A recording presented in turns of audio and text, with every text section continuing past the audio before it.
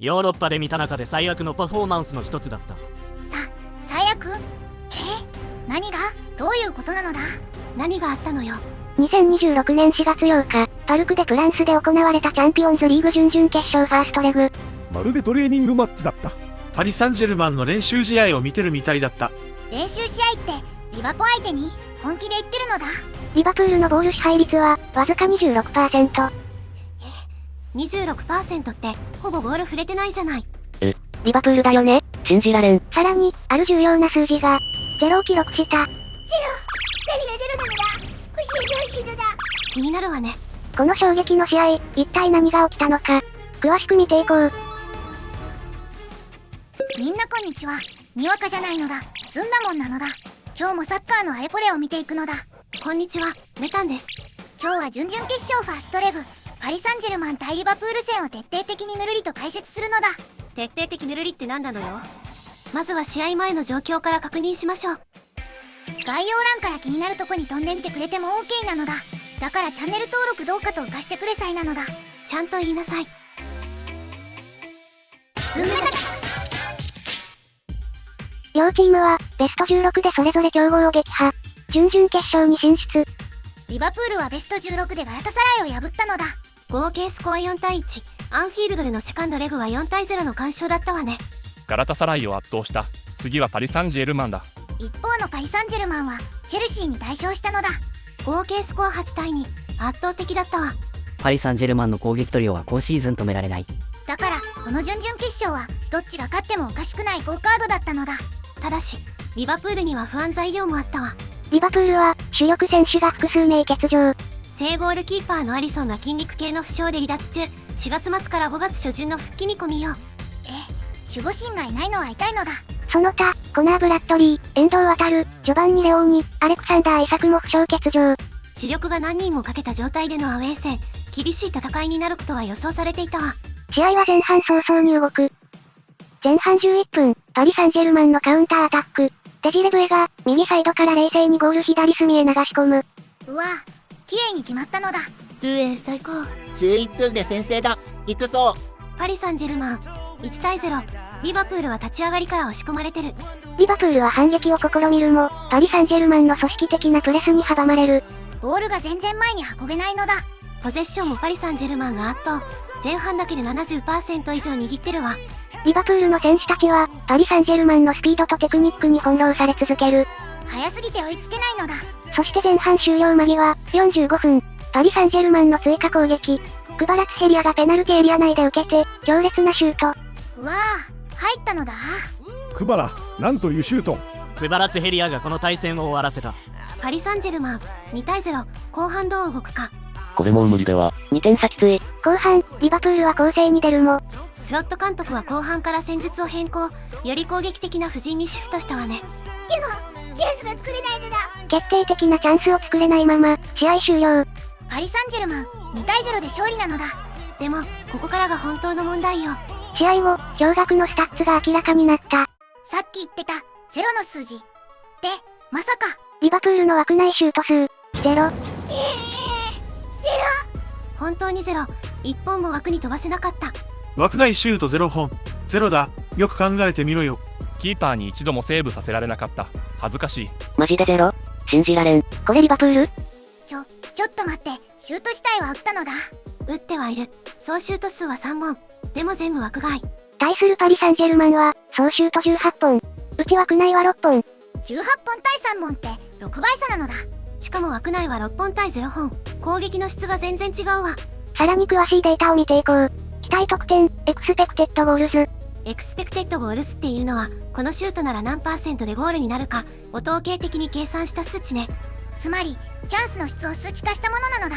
この試合のエクスペクテッドゴールズは、パリ・サンジェルマン 2.2 対リバプール 0.1。0.1 ってほぼチャンス作れてないってことなのだ。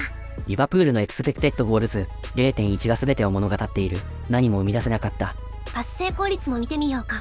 パリ・サンジェルマン 91%、リバプール 75%。11% も差があるのだ。ボールが繋がらなかったのだ。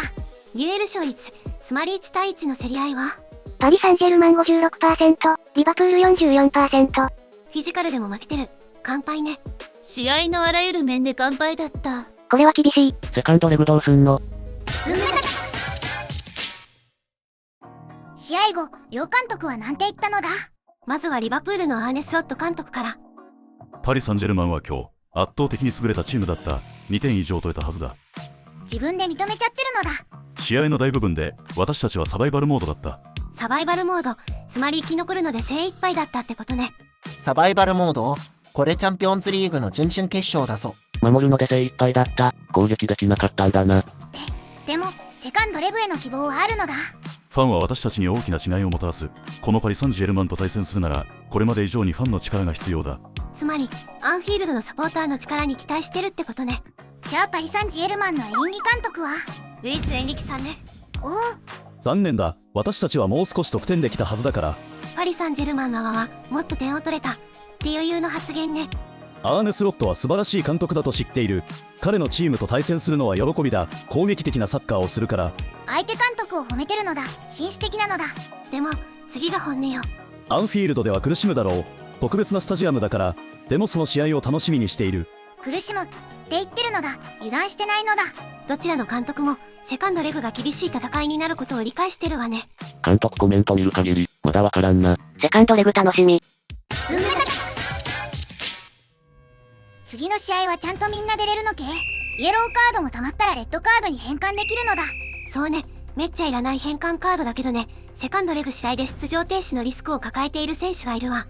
ウェファーチャンピオンズリーグでは、累積イエローカード3枚で次の試合1試合出場停止となる。現在、累積イエローカード2枚の選手は、セカンドレグでもう1枚もらうと準決勝に出られなくなるのよ。つまり、セカンドレグには出られるけど、警告もらったら次がアウトってことなのだ。リバプール側で、累積警告2枚を抱えている選手。フィルジル・ファンダイク、ライアン・フラーフェンベルフ、カーティス・ジョーンズ。キャプテンのダイクさんが準決勝に出られなくなったら大変なのだ。なんか間違って覚えてない。セカンドレグで慎重にプレーしないといけないけど、2点差を追いかける試合だから難しいわね。パリ・サンジェルマン側も、2名の選手が累積警告2枚。クビチャク・バラツヘリア。ヌーノ・メンデス。クバラツエリアはファーストレグで得点した選手なのだ。なんでクバラツエリアはちゃんと言えるのよ。パリ・サンジェルマンも主力を失うリスクがある。守りに入りすぎてファウルが増えると危険ね。ファンダイクと2名のチームメイトがウェファ出場停止の危機に瀕している。彼らはパリ・サンジェルマンセカンドレグを欠場するリスクがある。ファンダイク出られなくなったらやばい。慎重にプレーしろ。両チームともセカンドレグは慎重かつ攻撃的にプレーしないといけないのだ。氷の天ぷらぐらい矛盾してるのだ。食べ物の例えはうまいわね。まあそれが準々決勝の難しさよ。ズンメタタファーストレグ終了後、データ分析機関が一斉に優勝確率を更新した。その数字が、この試合の衝撃をそのまま映し出している。まずはおなじみオプタのスーパーコンピューターから1万回シミュレーションで弾き出した準々決勝ファーストレグ後の優勝確率よ。1万回すごい計算量なのだ。8チームの優勝確率ランキング。1位はアーセナル 36.69%、 2位バイエルンミュンヘン 29.11%、 3位パリ・サンジェルマン 16.22%、 リバプールは7位 1.83%。 1.83 ほぼ奇跡の領域なのだ。しかもこれは逆転突破してさらに優勝までたどり着く確率なのよね。セカンドレグの逆転だけじゃなく準決勝決勝も含めた総合確率だから。じゃあ逆転突破だけならもう少し高いのだ。じゃあそこはポリマーケットのデータで見てみましょう。ポリなんか聞き覚えあるのだ。前回使ったわよ。こちらはパリ・サンジェルマンが準決勝に進出する確率。ファーストレグ前は 14% だったのが試合後に 21% まで上昇。リバプールは 6.5% から 4.0% に半減ね。さらに低くなってしまったのだ。ちなみに、ブックメーカー各社のオッズも同様の傾向を示している。アーセナルプラス225、バイエルンプラス240、パリ・サンジェルマンプラス275、そしてリバプールはプラス2500。プラス2500って倍率にしたら25倍以上なのだ。それだけ起こりにくい都市場が判断しているということよ。でも何なのだ。アンフィールドは過去に何度もその起こりにくいことを起こしてきた。2019年チャンピオンズリーグ準決勝。バルセロナ2-0対3で敗れたリバプールは、アンフィールドで4対0の逆転勝利を収めた。あの夜、オプタはリバプールの逆転確率を何%と弾き出していたか。もはや誰も覚えていない。覚えてない。つまりそれだけありえのっぺんな数字だったってことなのだ。親父ギャグみたいなのやめてね。今回のセカンドレグアンフィールドで何が起きるか、数字を超えた何かがあのスタジアムにはあるのかもしれないわ。そうなのだ。アンフィールドの魔法があるのだ。まだ諦めないのだ。みんなで言うねはオークアロンなのだ。アンフィールドでサポーターが合唱して盛り上げるやつね。てかなんで中途半端に知ってるのよ。ズンメタまあいいわ。じゃあセカンドレグのシナリオを考えてみましょうか。セカンドレグは、2026年4月15日、アンフィールドで開催。リバプールが逆転するには最低でも2点取らないとダメなのだ。そう、無失点で2対0なら延長戦、3対0なら突破ね。シナリオ1リバプール2対0勝利。合計スコア2対2で延長戦。でもファーストレグでアウェーボールがないから延長で決着。120分戦うのは体力的にきついのだ。もしリバプールが無失点で2点取れば戦える。でもそれは大きなもしだ。シナリオ2リバプール3対0勝利。これなら文句なしで突破なのだ。でもファーストレグで枠内シュート0本だったチームが3点取れるかが不安になっちゃうよね。アンフィールドで3対0、バルサ相手にやったことある。信じろ。でもパリ・サンジェルマンはバルサじゃない。あんな崩れ方はしないよ。シナリオ3パリ・サンジェルマン、守備を固めて逃げ切り。2点リードあるからパリ・サンジェルマンはカウンター狙いで守備的に来る可能性が高いわ。1点でも取られたらリバプールは4点以上取らないとダメになるのだ。パリ・サンジェルマンは大崩れさえ避ければいい。1点取れば終わりだ。各シナリオの確率を、ブックメーカーのデータから算出。パリ・サンジェルマン突破 78.3%、リバープール突破 21.7%。21.7%、5回に1回くらいなのだ。数字で見るとかなり厳しいわね。奇跡待ち。でもアンフィールドなら、無理じゃね？ただし、リバプールには前例がある。奇跡のアンフィールド。伝説の試合。前に不可能を可能にした。またやれる。ユールネバーオークアロン。一人じゃない。だからまだ希望はあるのだ。